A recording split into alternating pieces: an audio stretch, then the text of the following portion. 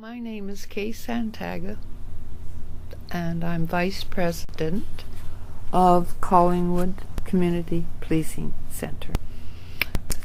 I was born in Vancouver many moons ago, St. Paul's Hospital, and I'm still here.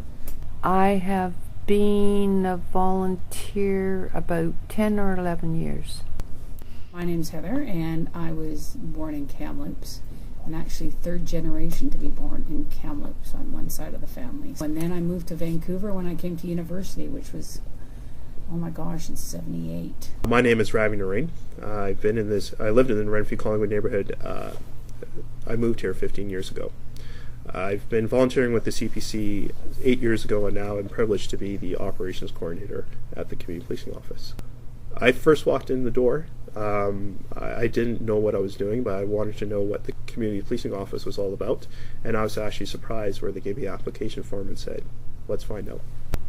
In Collingwood here, one of the challenges and yet one of the sort of real assets of the community is it is so diverse.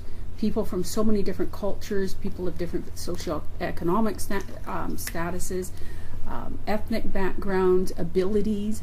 It's a real mix. And in order to reach out to these people, right, we've had to come up with unique programming. Yeah. And I think that's where our success has come from, is we've recognized, hey, we've got to work together. We can't do it alone, keeping the community safe. The community can't do it alone.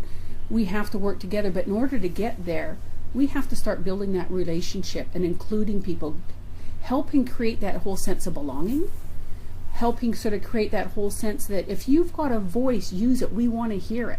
I believe it is an inclusive environment. It starts with the organization itself, where we have all these relationships started.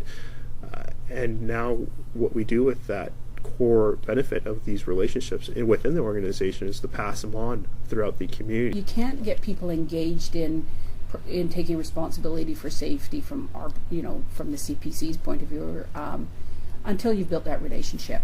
And so when we see these crime hotspots, we'll actually target that area and bring people together. And from there, hopefully, by knowing one another, they'll look out for one another.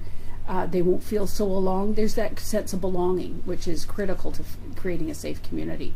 Quite honestly, I still think we're just scratching the surface. Yeah. And as this, even within this community, as it changes a little bit, right? We get different groups coming in.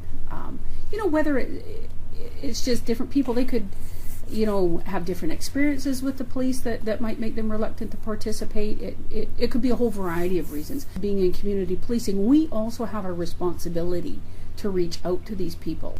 My definition of interculturalism reflects on when I first started here.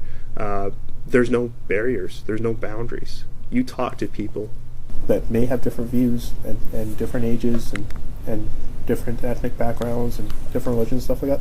They all work together during that time to promote community policing. We have so many different ethnic groups that we get to learn each other's ways and their different cultures, which is very interesting. And I think when you learn the different cultures, it just makes it so much easier to meld.